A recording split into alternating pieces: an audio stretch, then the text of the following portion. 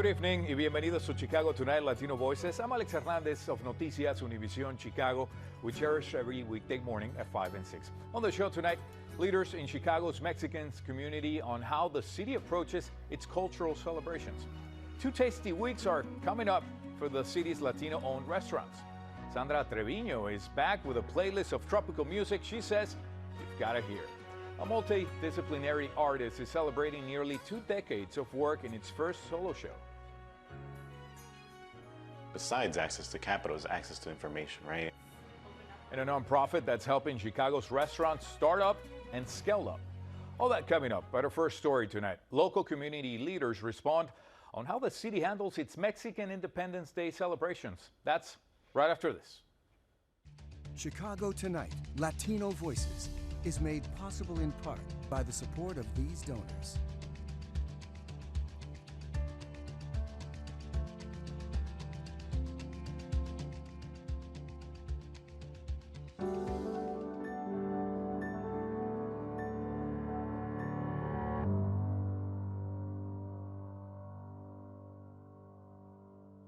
About 20% of Chicagoans claim Mexican heritage, according to the U.S. Census data.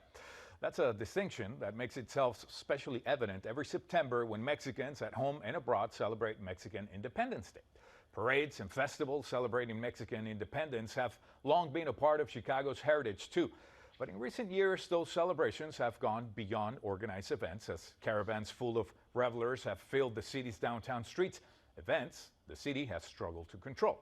Joining us now with more are Teresa Fraga, president of the Mexican Cultural Committee of Chicago, Jennifer Aguilar, executive director of the Little Village Chamber of Commerce, and Jose Munoz, co-chair of the Illinois Latino Agenda. We also invited the city's Department of Cultural Affairs and Special Events to send a representative, but they declined.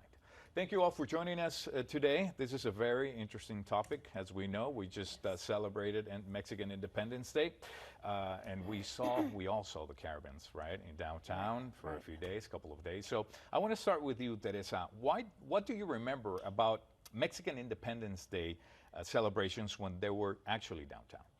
Well, actually, that was quite a few years ago. That the first time I participated was in 1974, and they had already been happening. La Sociedad Cívica Mexicana de Illinois used to organize the most beautiful parade downtown on State Street. It would then turn down to 18th Street. Not all the floats, but most of them would turn on at that time, the emerging Mexican community. And so I have some pictures that actually the pictures of those floats were very representative of the history and the representation of the real reason that we celebrate Mexican independence. Right. And Jennifer, this year we actually celebrated the 54th parade in 26th Street, right, in Little Village. How do you go about organizing that event? It takes a lot of work. We already finished the parade and we started planning for next year immediately. It's just a lot of coordination.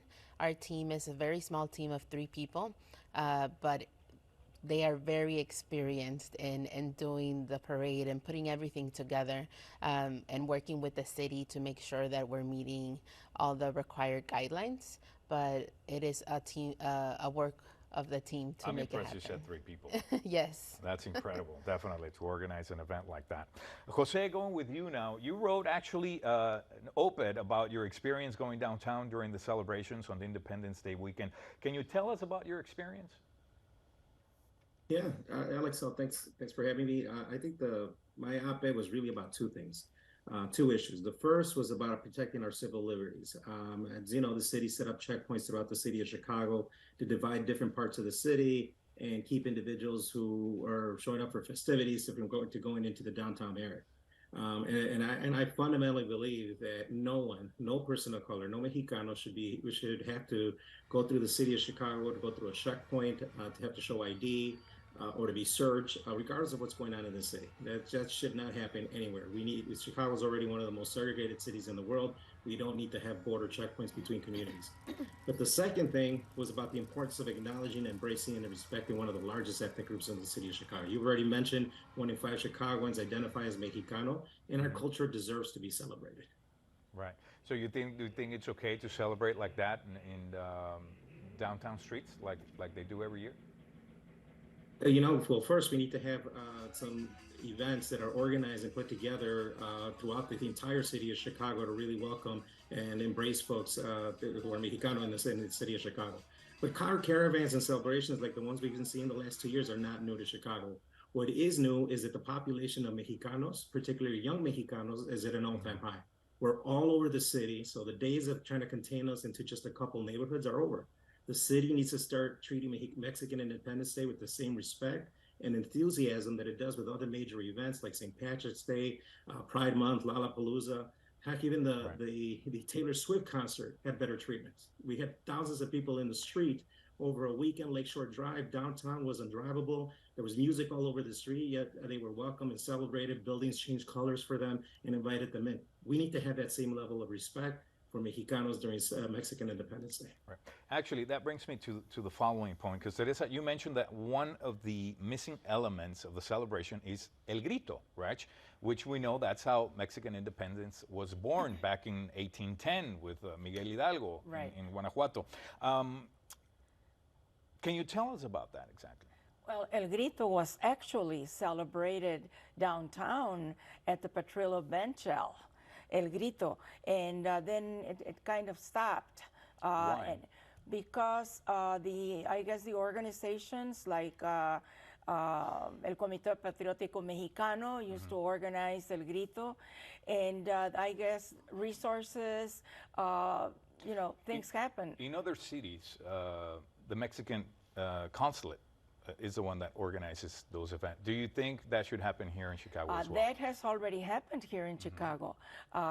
In 2014, Consul General Carlos Jimenez Macias called 135 Mexican leaders from the Chicago and the metropolitan areas, including elected officials, and started at that meeting, nominations and elections were held to form El Comité Cultural Mexicano de Chicago, which I preside for the last 7 years.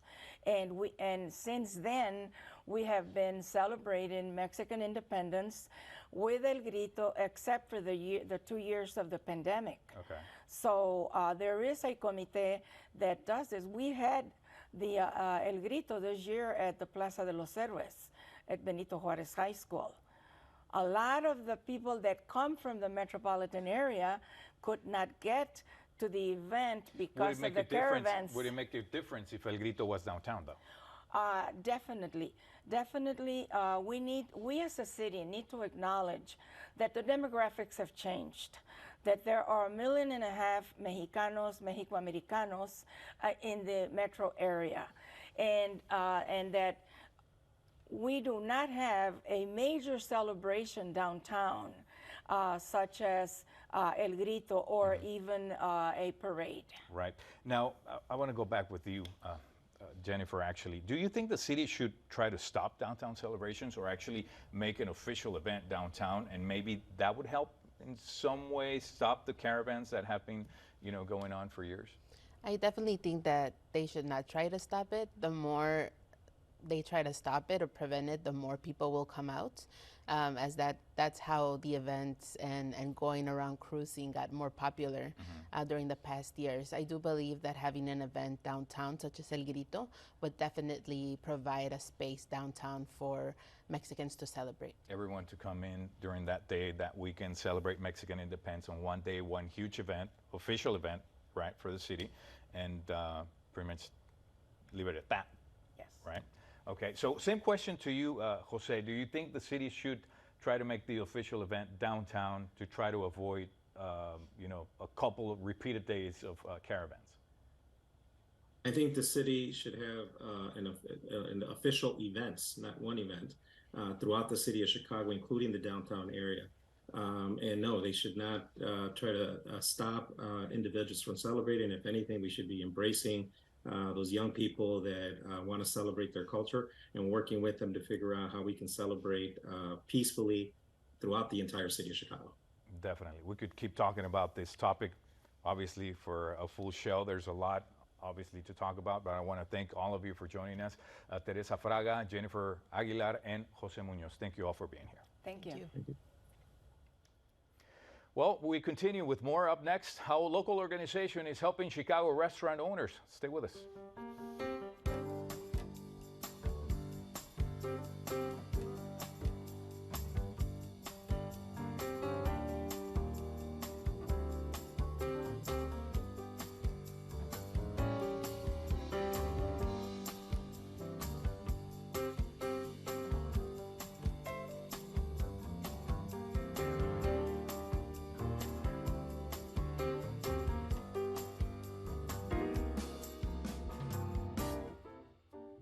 In a city beloved for its dining scene, Chicago's restaurants are more than just places to eat. They're the heartbeat of communities, defining neighborhood cultures throughout cuisine. But the restaurant industry is also one of the toughest to succeed in. And that's why a Pilsen nonprofit began its mission to help restaurant entrepreneurs keep those food favorites coming. Producer Erika Gunderson has the dish. Like most Friday afternoons, it's busy in the kitchen at Ruby's Tacos on 18th Street. Because they're 100% family owned and operated, and they represent all the very necessary pieces of a successful restaurant. But it wasn't that long ago that Ruby's Tacos were only available once a week at a Maxwell Street stand. Since then, the Ramirez family, who owns Ruby's, has successfully transitioned into this brick-and-mortar location. That's thanks in large part to Dish Roulette Kitchen, who shares the space with Ruby's, at least for now. Rory when met Ruby's, they were street vendors. They started selling tamales and tortas out of a cooler at like different soccer matches throughout the city.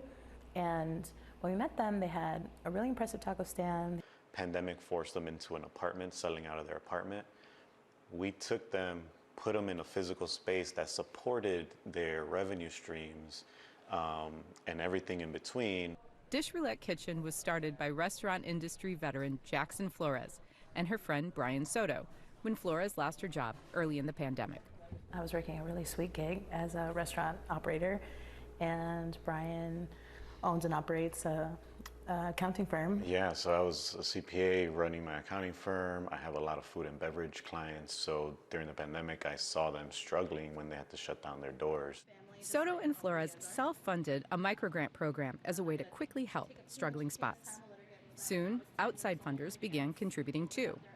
That funding has allowed them to distribute over $80,000 in microgrants to date, as well as offer free business education and ongoing support to aspiring and current restaurateurs. And you'd be surprised the amount of people that open restaurants with no experience, a little bit of capital, an idea, and we've helped entrepreneurs through or navigate the ins and outs of zoning permits and licenses. But I do feel like before you will help you figure out what success looks like for you. I think the biggest problem in the entrepreneur landscape right now is just, besides access to capital, is access to information, right? And what does sales tax mean? What taxes am I exposed to? What permits and licenses am I exposed to? How do I cost out my menu? How do I have inventory controls? How do I work QuickBooks? The Dish Roulette Kitchen team says they see supporting entrepreneurs like the Ramirez family throughout all phases of their businesses as a way to build stronger communities. Folks coming from diverse backgrounds and experiences, we don't know where to go to help sometimes, and sometimes it's actually really hard for us to even ask for help. And so part of those pieces are breaking down those barriers, so when they are looking for resources, it is something that they feel comfortable about. They're in a lot of times in underserved communities, and what they bring to those communities is not just, their skills, their food, their craft, but it's also jobs, and they're really like economic engines in all of these communities. And Flores and Soto say they only need to look to their roommates, Ruby's, to see evidence their approach works. Ruby's has been our best case study. It shows that Someone could come here to America, start some little taco stand and grow it into a full-fledged business, hiring, 10 plus people and having their family on a salary. And that is true success. The dream. For Chicago Tonight, Latino Voices, this is Erica Gunderson. Actually, Dish Roulette Kitchen offers classes and support free of charge to restaurant entrepreneurs. You can find more on that on our website. Well, it's getting to that time of year when people in Chicago start thinking about spending time someplace a little warmer, maybe tropical island, I don't know.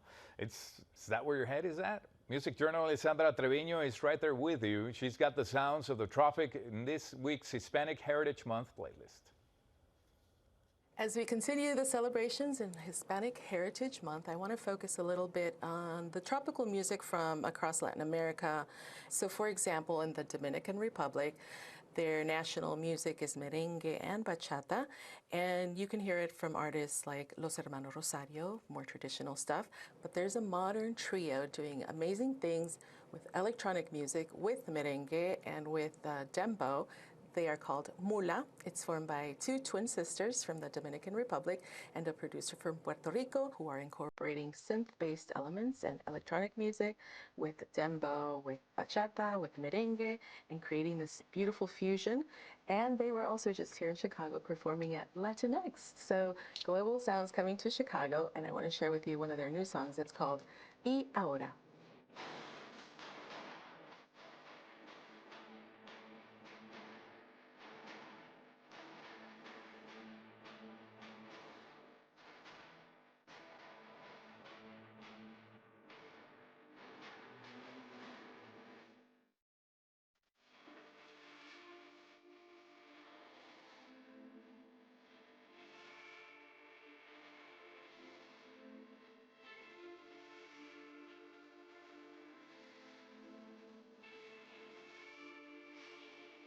From Puerto Rico, I'd love to mention Buscabulla. They are a husband and wife duo, and they do classical music from Puerto Rico, salsa, all the tropical styles.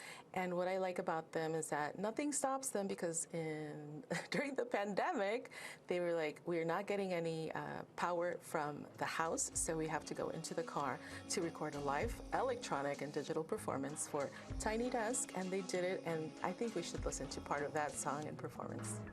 Todo lo que tú ves, tú crees que es tuyo cuando sea. Hay que ingresar, te tiene mal esa cabeza. Tú me cogiste, me pasaste por la piedra. Y ya no hay nadie que te aguante esa neta. Tú no sabes lo que viene por ahí.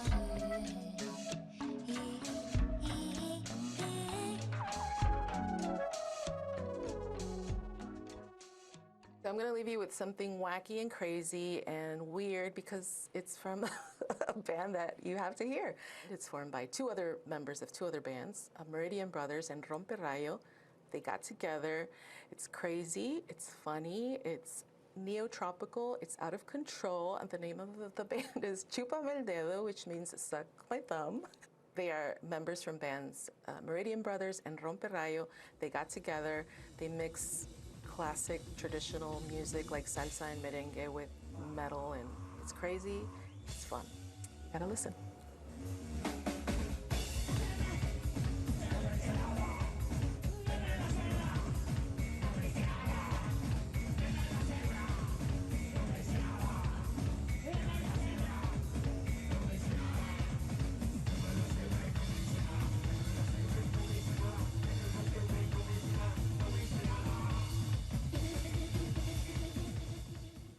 You'll find more on those recommendations on our website. Up next, a taste of what to expect on this year's Latin Restaurant Weeks. Stay with us.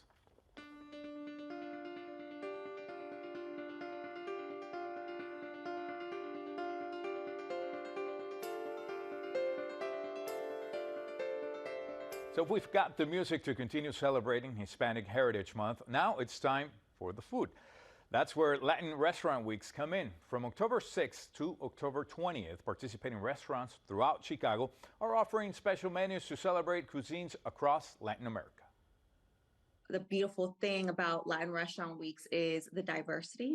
And something I want to touch on is the diversity within the diversity. So not only about the different types of cuisines and different nationalities that we have, but also like the type of dining, fast casual places. You can enjoy Colombian coastal cuisine from places like Arepa George. If you're looking for something like that offers a, prefix menu, some kind of elevated ambiance with like a water view, you can, go down to Azul Mariscos. And then we also talk about diversity within ownership. So we have those legacy restaurants that have been around for 25 years, like Ruby's Tacos, or we have like women-owned restaurants like Su Taqueria Talis. So really it's about celebrating the ownership and the resilience that people in the culinary industry have, namely Hispanics. And they are curating specials for you guys to enjoy. So this can look like a prefix menu to a combo deal, but all in all, the chefs love to do this because they love to get creative. So you might see a taco flight, you might see a combo deal, but whatever you do take advantage of, just know it's a limited time special only, and they're kind of taking their time to create something special for the community. We want the consumers to go out and enjoy, try something new for the first time, delve into the authenticity of certain restaurants, and, find a new favorite too. You'll find more on Latin Restaurant Weeks on our website as well. That's not it. We're not done yet. A local screen printer is debuting his life's work for the first time ever at a Southside Art Center. He recently shared this with arts correspondent Angel Ito on how he's using the medium to connect with Black and brown communities. Here's another look. This is Multiples and Multitudes. It's an exhibition that spans my work over the last, 15, 18 years. For the last nearly 2 decades, artist William Estrada has been practicing art of all mediums. Those visuals are now on display at the Hyde Park Art Center. So there's multiple projects being exhibited as part of the exhibition. The Family Portrait Project came about from a conversation that I was having with my mother about our multiple migrations, right, and moving across the city, across the nation. I've taken between like 12 and 15,000 photographs, but then of individuals and families, I have probably around like 5,000. Estrada's experience extends beyond photography. He currently teaches screen printing at UIC, but has teaching roots further south as well. All right, folks, we just started. Let me know how I'm in the house. I've been working at the Hyde Park Art Center as a teaching artist because it's really guided a lot of the thinking and a lot of the ways that I make with community members and public. So Hyde Park Art Center is like one of the best places where I could have my first solo exhibition, and it has been a huge influence in my practice. But if you're gonna do light colors, always do the light colors first. Now I live in Cicero, and most of my work happens in Lodo Village in North Lawndale. So part of the conversations that I was interested in having, specifically in that intersection of Pulaski, Cermak, and Ogden, is that it's like this border, right, between Black and brown neighborhoods. So I was really interested in engaging conversations with Black and brown families specifically, thinking about, how we're represented, the lack of representation also, but also thinking about the rich histories that exist in our neighborhoods. And with that, Estrada and his screen printer hit the streets. And unlike other mediums, the artist says screen printing is both accessible and affordable. Most of these are works that I created in collaboration with others, right? There's these prints right here that were actually created through the Mobile Street Art Cart. These all were created with the intention of the public finishing them off. And a lot of the prints that I create are very reminiscent of coloring sheets, or as the exhibition referred to them as Mad Libs, right? Where the public is invited to add to them and to finish them.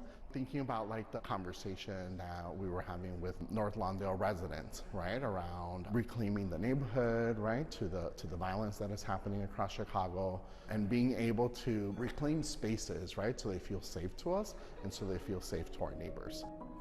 I think I want to remind folks that there's so much beauty and brilliance in Black and brown communities. We need to invest in it, and we need to support it, and we need to celebrate it so more art can be created in Black and brown communities. For Chicago Tonight Latino Voices, I'm Angel Ito. You can actually see William Estrada, Multiples and Multitudes at the Hyde Park Art Center now through October 29th. That's going to be our show for tonight. Be sure to check out our website, WTTW.com/news, for the very latest from WTTW News. And on a programming note, beginning next week, Chicago Tonight Latino Voices will be on at 5:30 and 10 on Thursday evenings with host Joanna Hernandez. Join her, please. And don't forget also to tune in to Noticias Univision Chicago every weekday morning. I'll be waiting for you. Now, for all of us here at Chicago Tonight Latino Voices, I'm Alex Hernandez. Thank you. Buenas noches.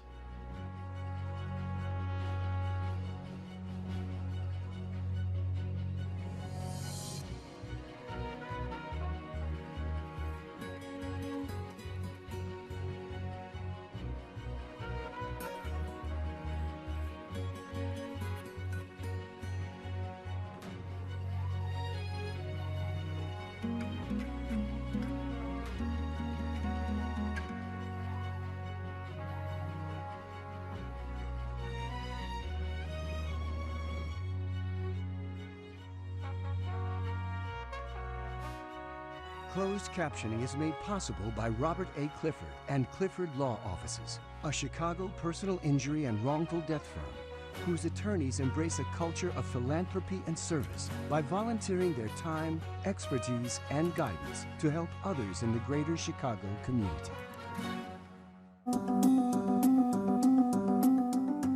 The PBS NewsHour has a rich legacy of in-depth reporting and strong storytelling. Only 4 people have sat in that chair before us, and the enormity of this moment is not lost on me. People turn to us because they know they can hear from trusted sources of information and news.